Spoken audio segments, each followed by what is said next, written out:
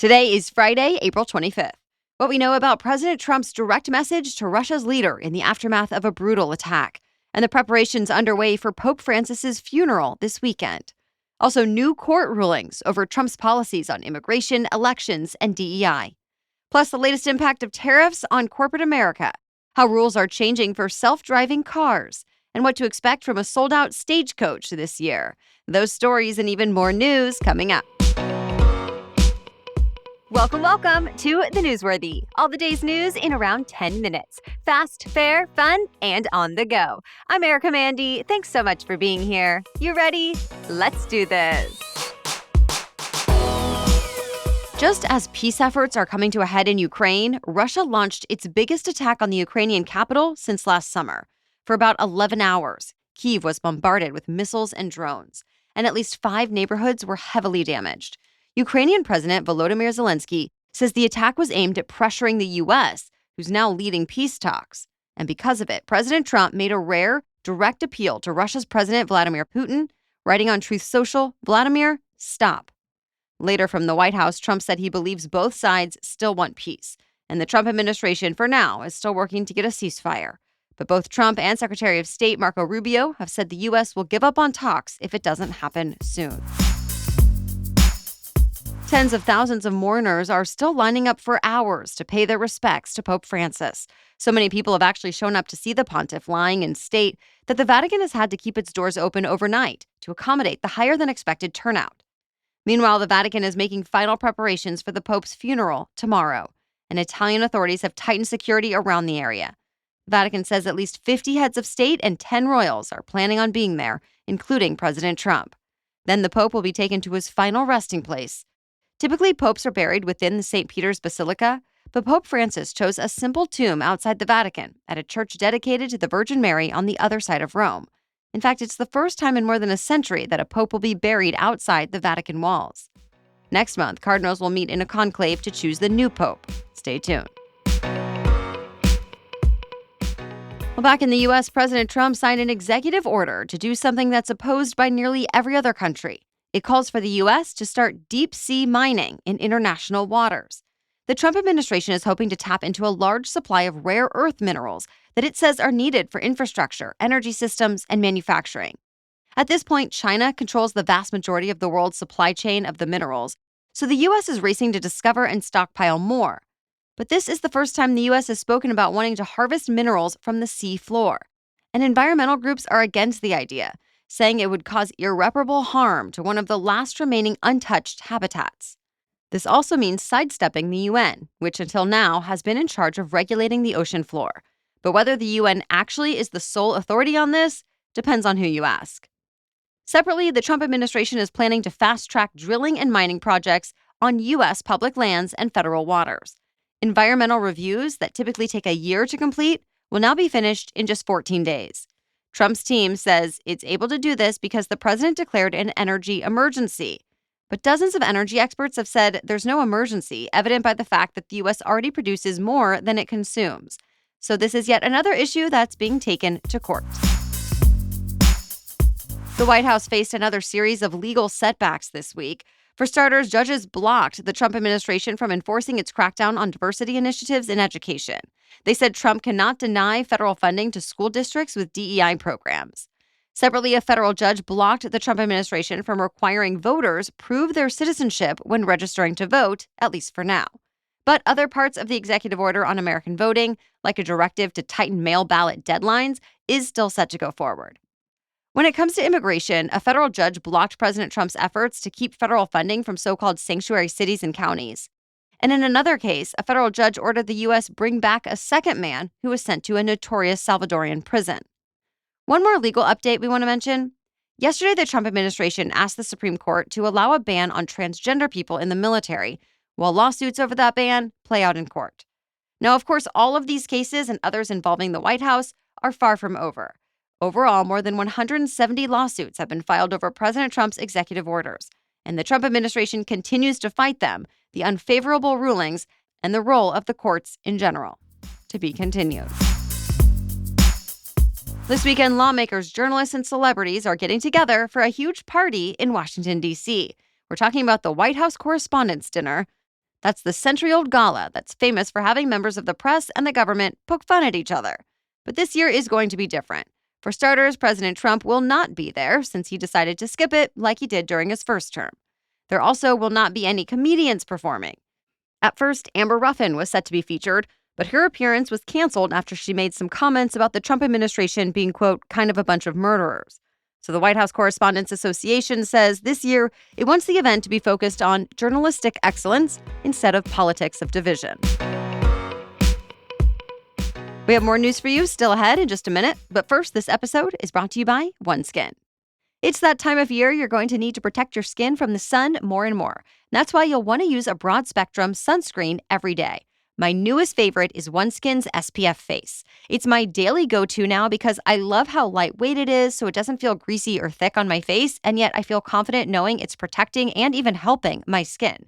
In fact, OneSkin's SPFs block UV rays with non-nano zinc oxide and neutralize the free radicals that come from not only UV, but also pollution and blue light with a potent blend of antioxidants.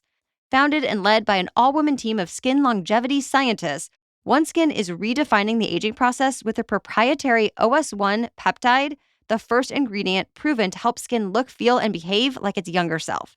Get 15% off with code NEWSWORTHY at oneskin.co.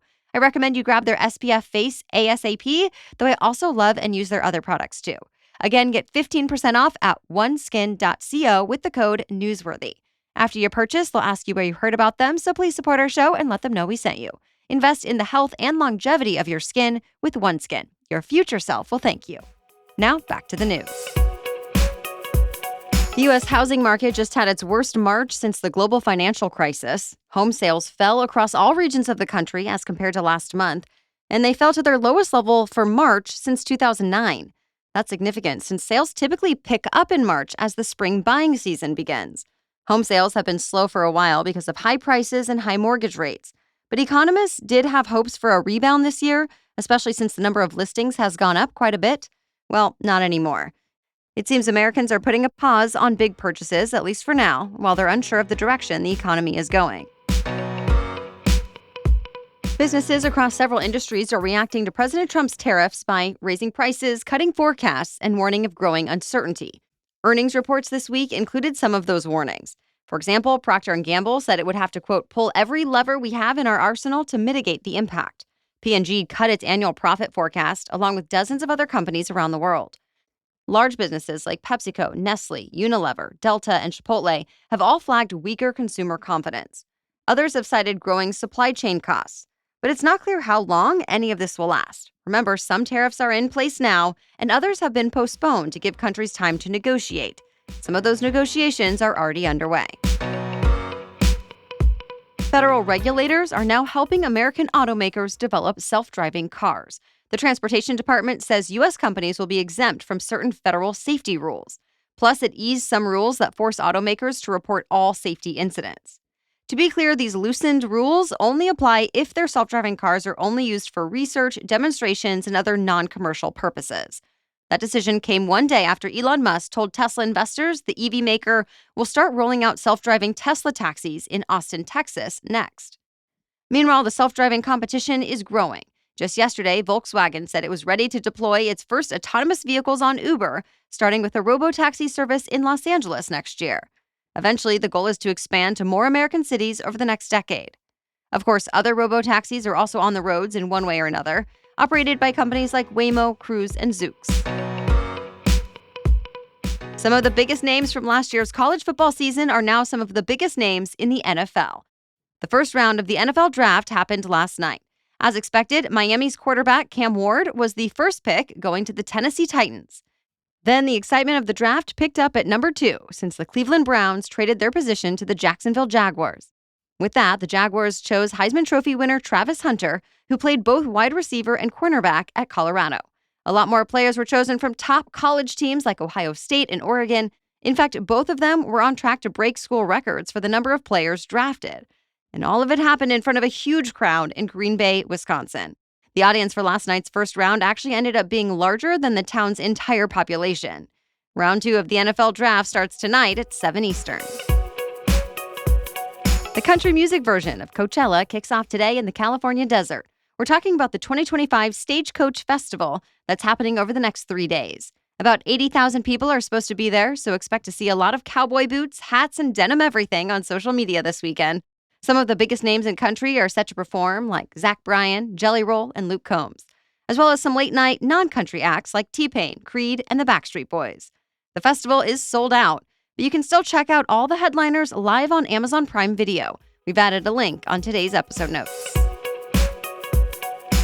Well, that's it for the main news today, so now it's time for Feel Good Friday, when we bring you one extra feel-good or positive news story before the weekend. But first, thanks to our sponsor, Huel. If you ever feel like you don't have enough time to make a meal or get healthy food that'll keep you going through your day, consider an option that takes no prep, no cooking. It's just grab and go and is under $5. And I'm definitely not talking about fast food. Drink a Huel Black Edition ready-to-drink for a perfectly balanced meal in a bottle designed by nutrition experts. Think 35 grams of protein and 27 vitamins and minerals. It takes the guesswork out of healthy eating and the stress out of not having enough time. For me, it's all about having an easy, high-protein option on those especially busy days or trips to help me feel and think and perform at my best. It's more filling and convenient than coffee and is so easy to have on hand for whenever I need it. They even have an iced coffee flavor if that's your thing, or I have the vanilla one right now. They also have flavors like chocolate, strawberry, and banana. Give Huel's Black Edition ready-to-drink a try because right now, new customers can visit huel.com/newsworthy to get 15% off your first order plus a free gift. That's HUEL.com/newsworthy and use my code newsworthy for 15% off your first order plus a free gift. Now back to Feel Good Friday. Today, we're talking about a beloved therapy dog who's being celebrated in retirement. The yellow lab named Holly has made 500 separate visits to the Alderhay Children's Hospital in Liverpool, England, over the last few years. Her job has been to give comfort to tens of thousands of patients, families, and staff at the hospital. She even had an official title of Cuddle Manager. Well, earlier this month, she had her last shift, and the hospital decided to throw her a special retirement party. They spoke about the big difference she's made for everyone around her and how much she'll be missed. They showered her with praise and lots of treats. As for what's next, Holly's owner says she's going to be putting her paws up and smelling the biscuits. And the hospital will keep getting visits from other therapy dogs like Bonnie the Cocker Spaniel. We'll be back tomorrow with our special edition Saturday episode. We're getting political analysis from both sides of the aisle about President Trump's first 100 days of his second term. Then join us again Monday for another Daily News Roundup. For now, thank you so much for listening and have a great weekend.